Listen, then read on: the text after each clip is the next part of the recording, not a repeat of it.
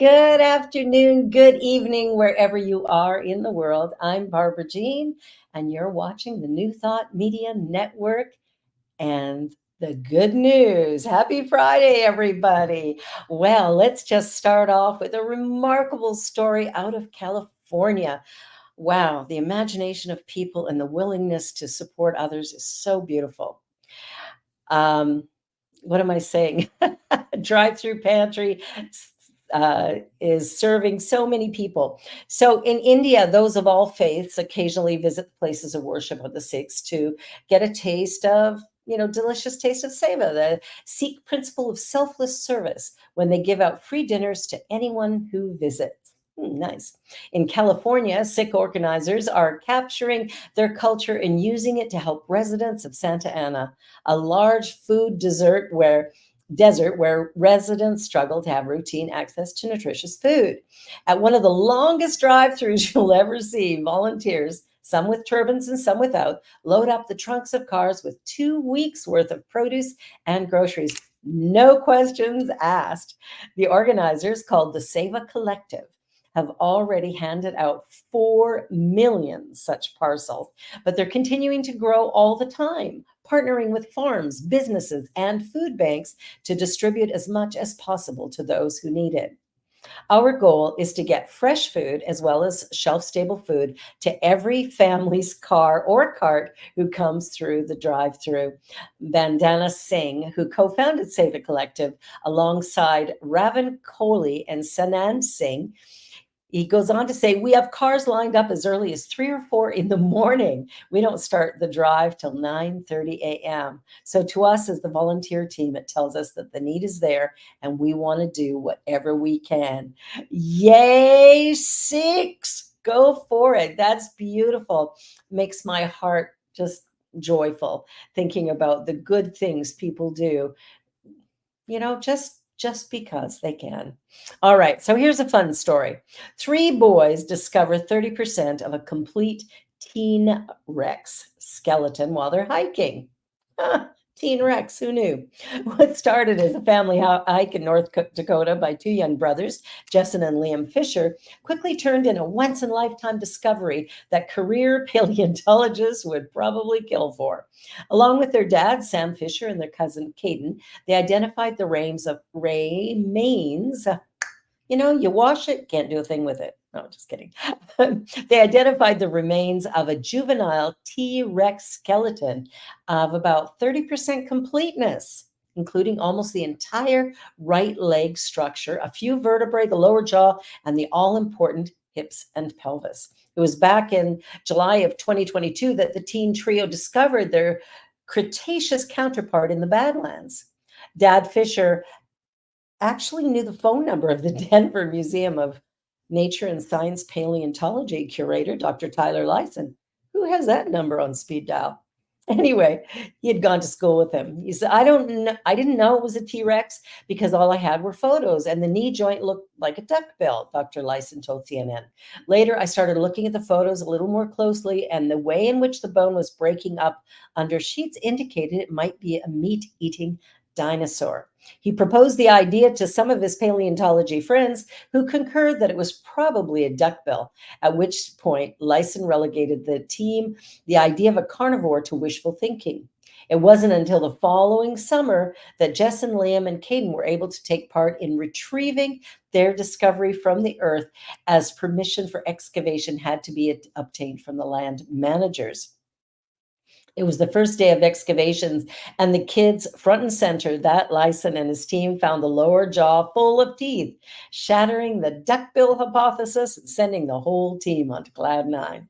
The kids were with us every step of the way, which was great, Lyson added. We realized it was a T-Rex on the first day. We had cameras rolling while it was happening. The paleontologists who took part in the excavation believe the teen Rex, little picture there, weighed 3,500 pounds, stood 10 feet tall, and was 25 feet long at its death. Don't want to run into that guy in a back alley.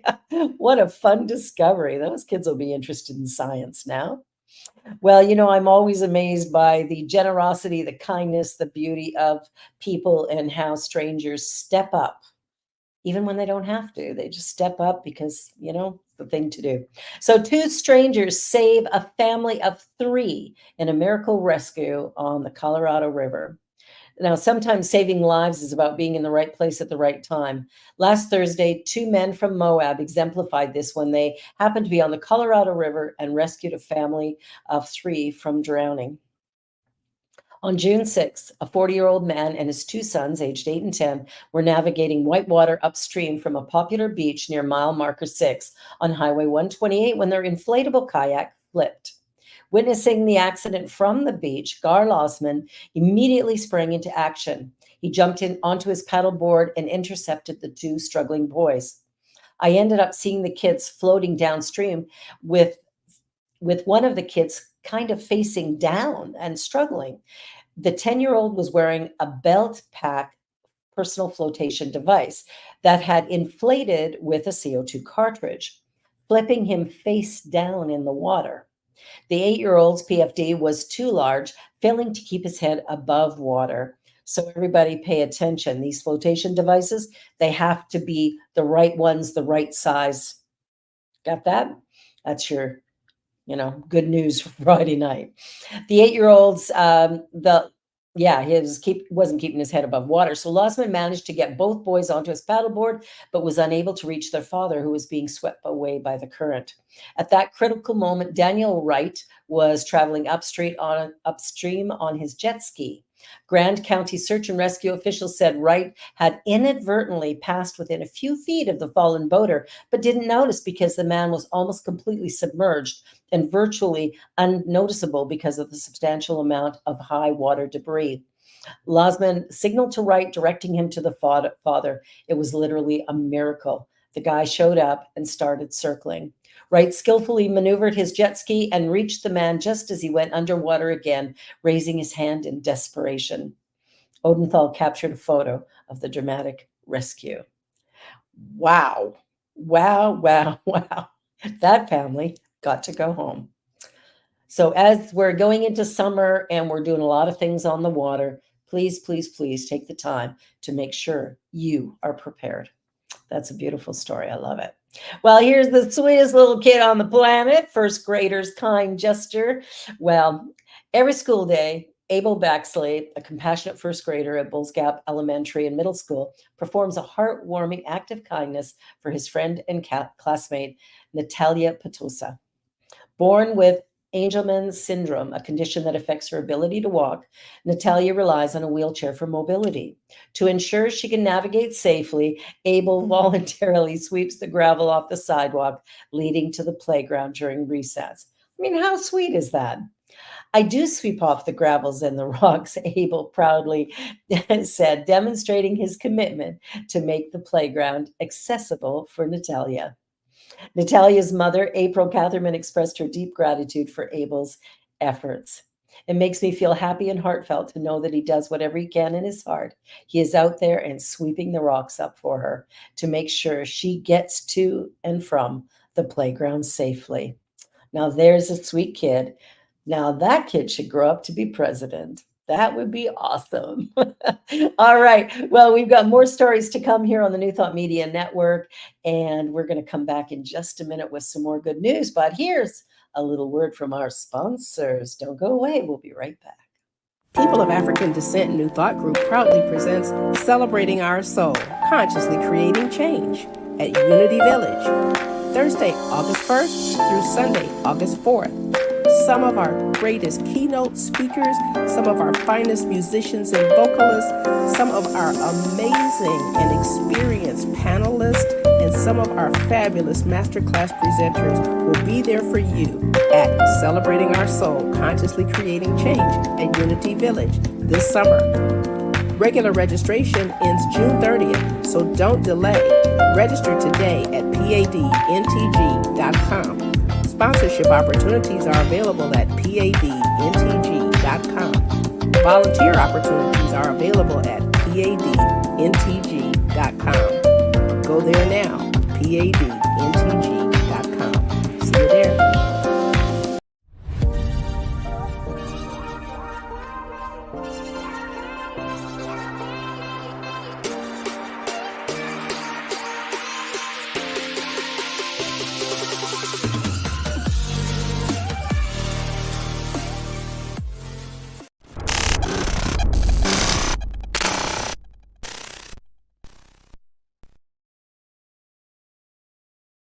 And now more good news. Well, this is a great story. I just got a new dog and a little puppy, and this story just reminded me of how remarkable dogs truly are. So this accident happens, and the dog runs 4 miles to get help for the owner who crashed their car into an Oregon ravine. The owner of the pickup has one of his dogs to thank for his life after a loss of control in the mountains of Oregon saw him turn over into a ravine. Injured but alive after his crash on U.S. Forest Service Road 39, one of Brandon Garrett's four dogs ran to get help. According to the statement from the Baker County Sheriff's Office, the dog managed to negotiate 4 miles of wilderness and trails to make its way back to a campsite where some of Garrett's family had been staying. He hadn't returned to camp that night, so they were already worried and on edge, and the appearance of the dog confirmed their fears. Meanwhile, Garrett was able to crawl approximately 100 yards from the vehicle where he spent the night on dry ground.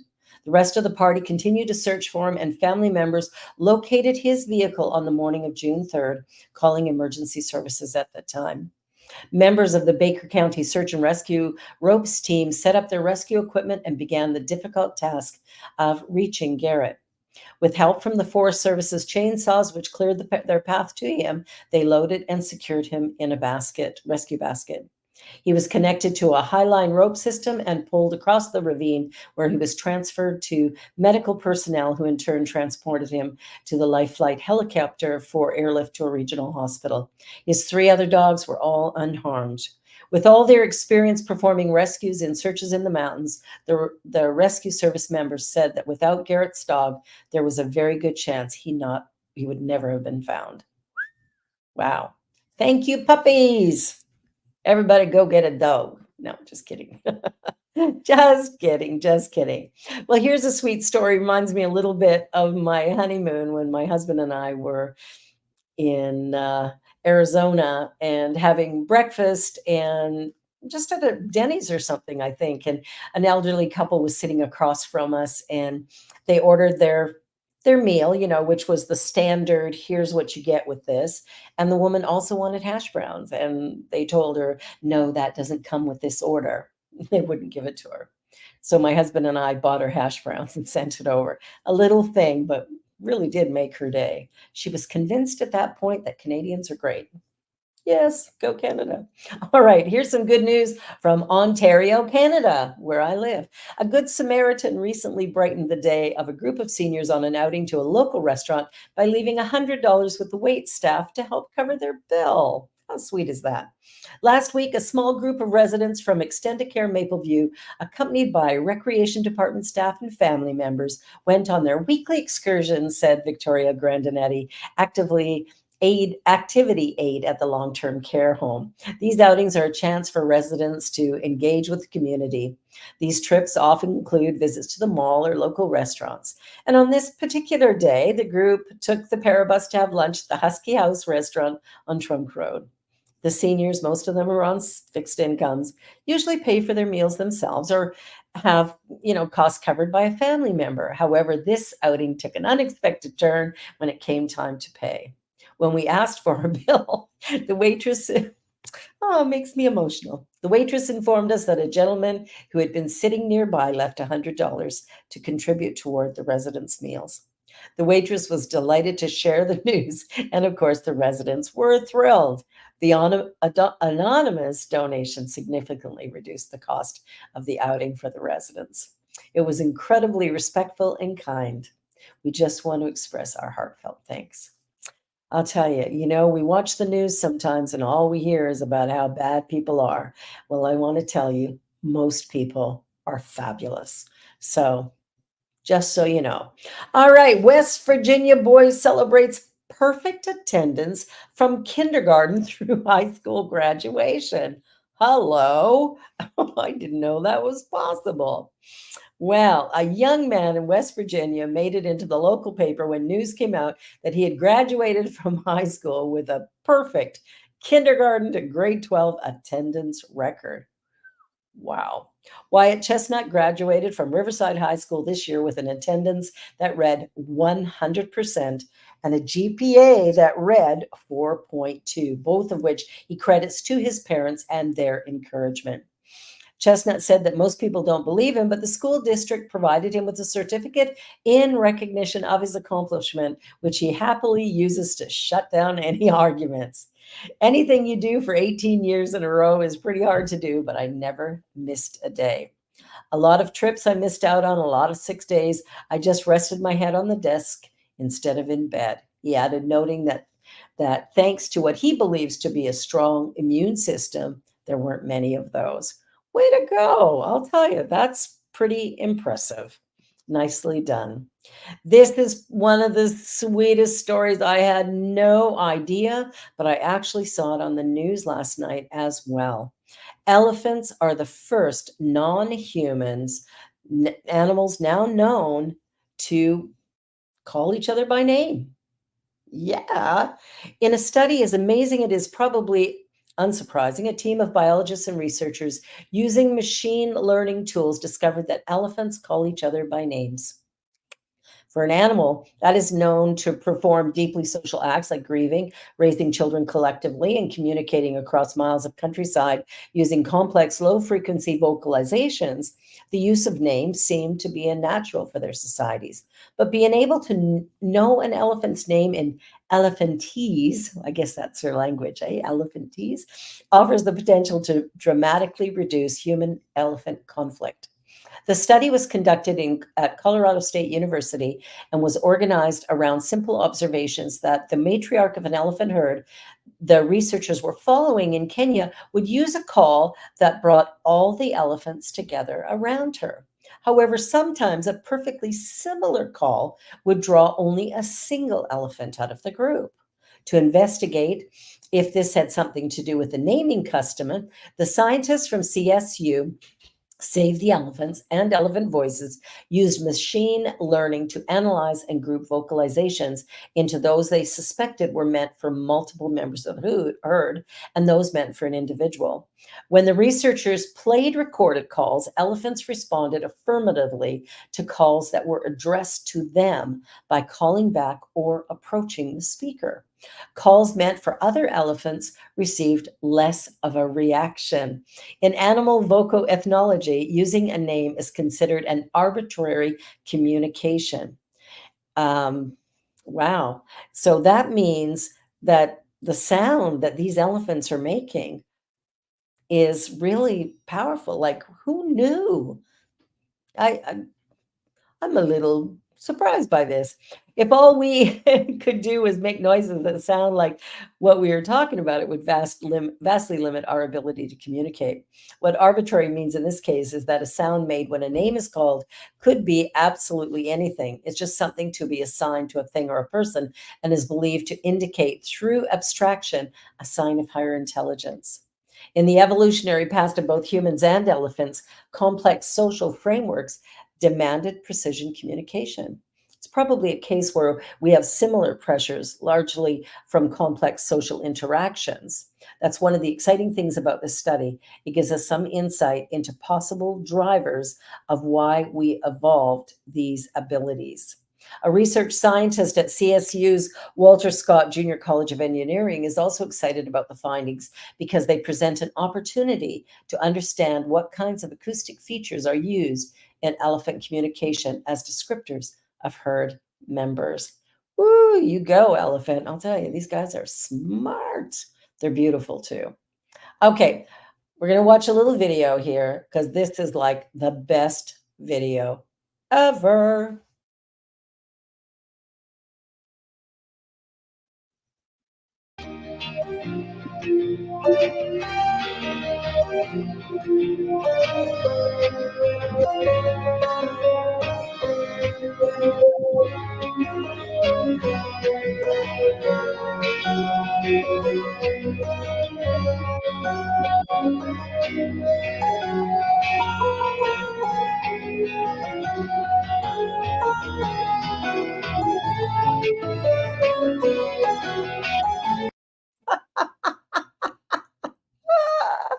I love that. I mean, I don't know who takes their dog to the gym, but you know.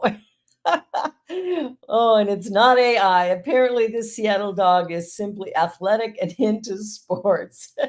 maybe owns a Subaru.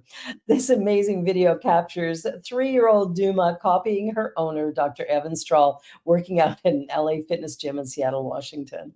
During Evan's exercise session, the pup begins performing a set of squats. Duma is a highly trained service dog, explained the physician. She competes in many dog sports and also loves swimming and hiking. Duma belongs on a dating app for dogs. That's very funny. That video just really made my day. I hope it brought joy to your heart as well. Well, there's lots of health scares in the world, and we're always thinking about what we can do to improve our health or do something great for ourselves. And eating pomegranates can help Alzheimer's patients alleviate symptoms. All right, bring on the pomegranates. A substance naturally occurring in pomegranates can improve memory and the treatment of Alzheimer's disease, a new study concluded. Forgetfulness, difficulty finding words, and confusion about time and place are some of the most common symptoms of Alzheimer's disease, and researchers at the University of Copenhagen have discovered that an ordinary fruit can help. Their study on mice with Alzheimer's shows that urolithin A, which is a naturally occurring substance in pomegranates, can alleviate memory problems and other consequences of dementia. That's cool. This is good news for patients with dementia, a disease that is difficult to treat. Even though the study was conducted on mouse models, the prospects are positive. So far, research has shown promising results for the substance. Clinical trials on humans are currently being planned. The researchers previously discovered that a specific molecule, NAD, plays a key role in neurodegenerative diseases such as Alzheimer's and Parkinson's, as it actively helps remove damaged mitochondria from the brain. Many patients with neurodegenerative diseases experience mitochondrial dysfunction known as mitophagy. This means that the brain has difficulty removing weak mitochondria, which thus accumulates and affect brain function. If you're able to stimulate the the process, we'll call it the process, removing weak mitochondria, you will see some very positive results. Woohoo! I love that news. I'll tell you, being able to look after things like Alzheimer's and Parkinson's, this is really, really important and very breakthrough. So anybody who's got a challenge out there, go out grocery shopping and get yourself some pomegranates. All right. And so to close off our show today, edible carbon beads can reduce cirrhosis liver disease by restoring a gut microbiome. We hear a lot about the gut. I don't know if you do, but I hear a lot about it from naturopaths and stuff talking about gut health. So these innovative carbon beads invented by researchers at the University College London reduce bad bacteria and inflammation in animal models, which are linked to liver cirrhosis and other serious health issues. The study, published in Gut, found that the carbon beads were effective in restoring gut health and had a positive impact on liver, kidney, and brain function in rats and mice. They were also found to be safe for human use. When the balance of the microbiome is upset, bad bacteria can proliferate and outcompete the good bacteria that keeps the gut healthy. By excreting endotoxin and other toxic metabolites, they transform the gut environment to make it more favorable for them and hostile to good bacteria, which triggers gut inflammation, leakiness in the gut wall, resulting in damage to other organs such as liver, kidneys, and brains, all of which are kind of required by us. So in cirrhosis, a condition characterized by scarring of the liver, in 100 million people currently worldwide, inflammation caused by endotoxins can exacerbate the liver damage. A standard treatment for cirrhosis is antibiotics aimed at controlling bad bacteria, but this comes with a risk of antibiotic resistance and is only used in late stage disease. To overcome this, scientists at UCL developed the tiny oral carbon beads, which have a special microscopic physical structure designed to absorb both large and small molecules in the gut. In the study, researchers tested the effectiveness of the carbon beads and assessed the impact on liver, kidney, and brain function in rats and mice. They found that when ingested every day for several weeks, the beads were effective in preventing the process of liver scarring and injury in animals with cirrhosis. And they reduced mortality in animals with acute on chronic liver failure. Wow. These beads, which are licensed at UCL Spinout Yagrit, were also tested on 28 cirrhosis patients and proved to be safe with negligible side effects. If the same benefits observed in animal models occur in humans, the beads can be an important new tool to tackle liver disease. This novel engineered carbon beads, which are swallowed and pass through the body unaltered, are smaller than a grain of salt. The Carbalive product lead at Yagrit, they work by absorbing the endotoxins and other metabolites produced by bad bacteria in the gut. This prevents these toxins from leaching into other areas of the body and causing damage as they do in cirrhosis. The results in animal models are very positive, with reduction in gut permeability, liver injury, as well as brain and kidney dysfunction. Yo, go scientists, you're doing good work.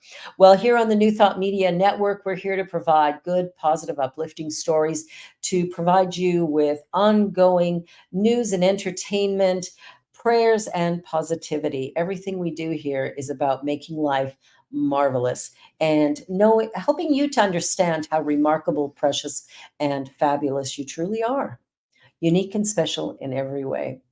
So thank you for being here tonight. I'm always happy to be here on the New Thought Media Network and delivering the good news. So be sure to tune in again next Friday when, again, the good news is here to lift your day, end your week on a positive note, and move you into the weekend with lots to celebrate. You're watching the New Thought Media Network and the good news. I'm Barbara Jean, and I look forward to seeing you next time. Have a beautiful weekend and know that you are loved. Bye for now. Please help us say thank you to our organizational sponsors, including the Hepperlin Foundation, Affiliated New Thought Network, International New Thought Alliance, Science of Mind Archives and Library Foundation, Center for Spiritual Living Denver, Center for Spiritual Living Midtown, New Thought Philadelphia, Planned Happiness Institute, Summit Center for Spiritual Living, One Heart Retreats, Center for Spiritual Living on the Lake, Unity Spiritual Center, Kitchener, Om Center for Spiritual Living, La Mesa, Satya Center, Center for Spiritual Living, North Jersey, Unity of Savannah, and Center for Spiritual Living, Seattle, as well as all of our individual donors. Thank you for making New Thought Media Network a place to be. Please come be you. And remember, like, share, and subscribe. New Thought Media Network, positively inspiring.